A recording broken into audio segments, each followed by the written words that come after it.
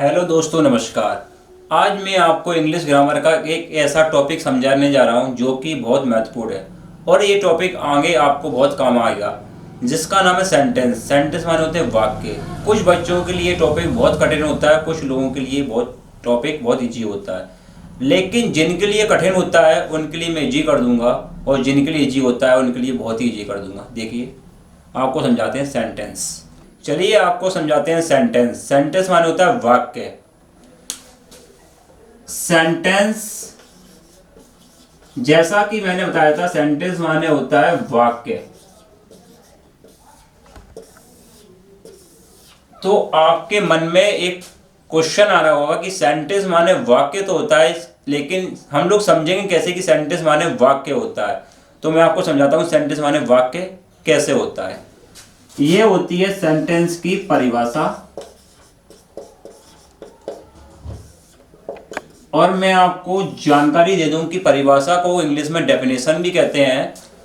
जैसा कि मैंने बताया, सेंटेंस की परिभाषा कुछ शब्दों का ऐसा समूह, कुछ शब्दों का ऐसा समूह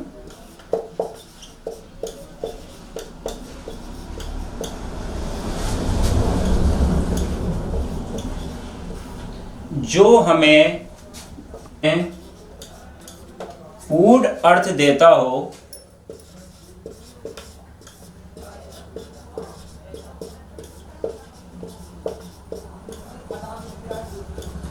वाक्य कहलाता है।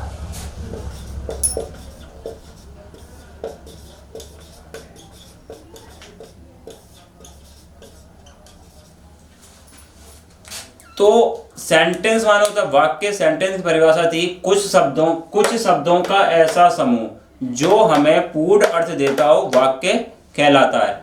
सेंटेंस के भाग कितने होते हैं, सेंटेंस के प्रकार कितने होते हैं?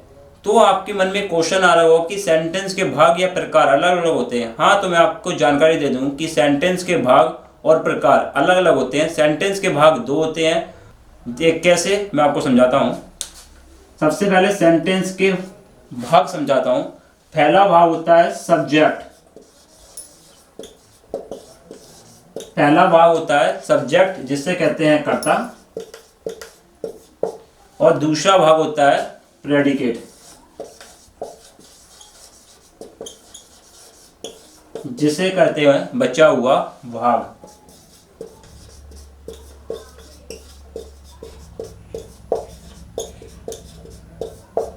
आज मैं आपको दोनों सेंटेंस के भाग वेरीफाई कर दूंगा, सब्जेक्ट और प्रेडिकेट।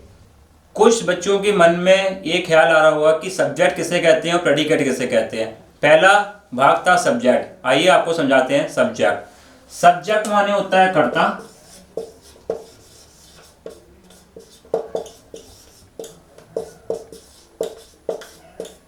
मैं आपको बता दूं, सब्जेक्ट माने होता है कर्ता।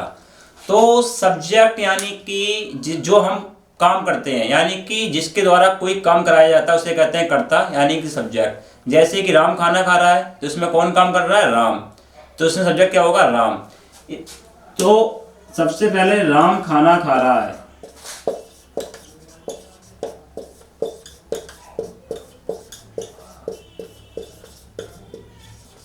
आपको अपने मन में क्वेश्चन उत्पन्न करना है किसी भी सेंटेंस को देख करके, जैसे कि कौन खाना खा रहा है, तो आपको उससे मालूम पड़ जाएगा कि सब्जेक्ट क्या है। जैसे आपने देखा राम खाना खा रहा है, तो आपने अपने मन में क्वेश्चन उत्पन्न किया कौन खाना खा रहा है, तो आपको मालूम पड़ जाएगा कि राम खाना खा रहा है।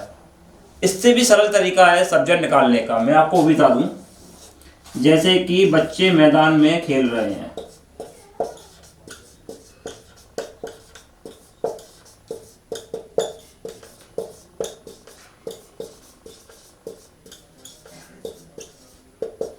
बच्चे मैदान में खेल रहे हैं, तो फिर आपके मन में क्वेश्चन फिर से आएगा कि कौन मैदान में खेल रहे हैं? तो सीधी सी बात है, बच्चे मैदान में खेल रहे हैं।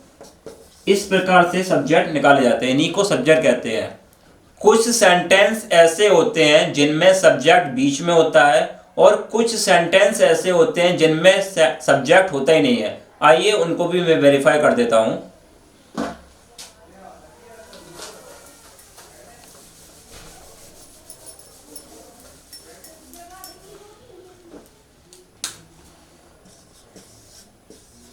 इस मैदान में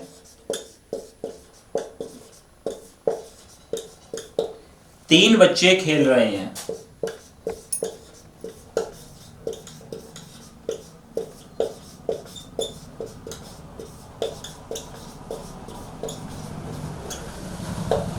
तो मैंने अभी आपसे कहा था कुछ सेंटेंस में सब्जेक्ट बीच में होता है, तो देखते हैं। मन में एक क्वेश्चन उत्पन्न करो कि इस मैदान में कितने बच्चे खेल रहे हैं। अभी तक आप अपने मन में क्वेश्चन उत्पन्न कर रहे थे कि कौन, अब क्वेश्चन उत्पन्न करना है कितने बच्चे खेल रहे हैं। तो कितने बच्चे खेल रहे हैं? तीन बच्चे खेल रहे हैं। इसमें सब्जेक्ट कौन होगा? तीन बच्चे। तो आपने देखा तरीका बदलता चला जा रहा है। पहले सब्जेक्ट शुरुआत में था तो हमने कौन लगाया, बीच में आया तो हमने कितने लगाया। अब देखते हैं जब सब्जेक्ट होता ही नहीं है तो फिर हम क्या लगाते हैं, देखते हैं।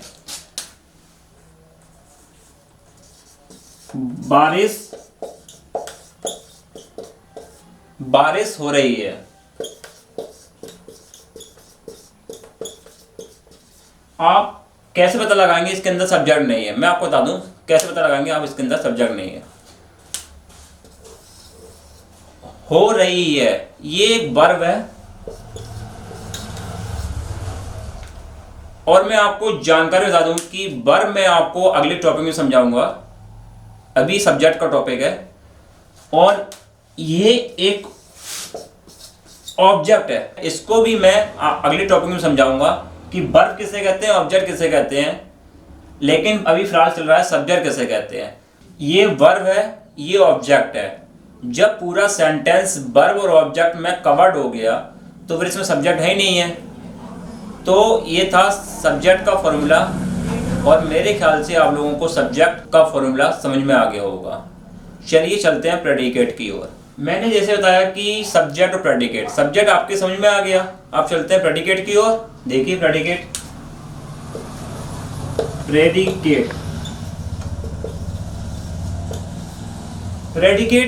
का नाम होता है विधेय। ये बहुत कम लोग जानते हैं, इसे सब लोग कहते हैं बचा हुआ भाग। मैं आपको बता दूं प्रेडिकेट का नाम होता है विधेय।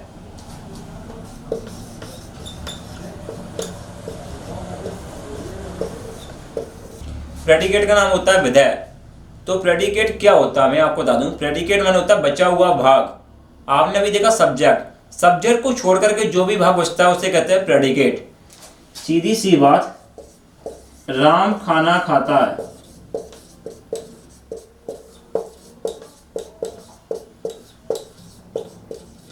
राम खाना खाता है। आपको मालूम है कि इसमें सब्जेक्ट राम है, तो आप जब सब्जेक्ट को छोड़ करके जो बचा उसे कहते हैं प्रेडिकेट। आपके सामने क्या बचा हुआ है? इतना भाग, इसे कहते हैं हम प्रेडिकेट। इतनी सी बात है। आपको सब्जेक्ट समझ में आ गया हो तो प्रेडिकेट अपने आप समझ में आ जाएगा। प्रेडिकेट बहुत छोटा सा फॉर्मूला है, सब्जेक्ट को छोड़ करके जो बचता है उसे कहते हैं हम प्रेडिकेट।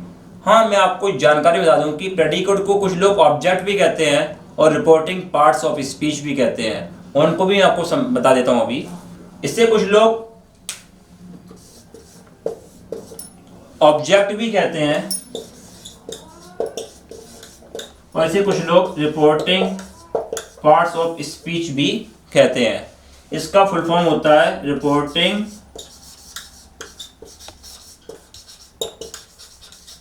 Parts of speech.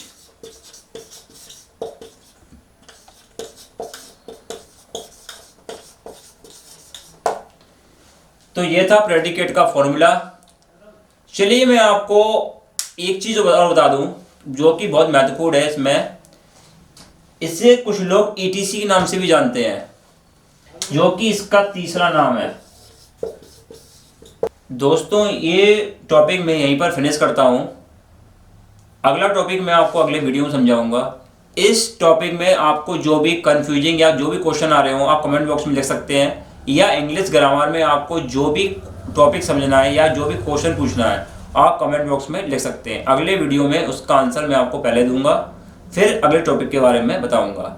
दोस्तों अगर मेरा समझाने का तरीका आपको समझ में आ रहा हो तो मेरे वीडियो को लाइक करें, शेयर करें एवं मेरे चैनल स्पार्क इंग्लिश क्लासेस को सब्सक्राइब करें। Thanks for watching.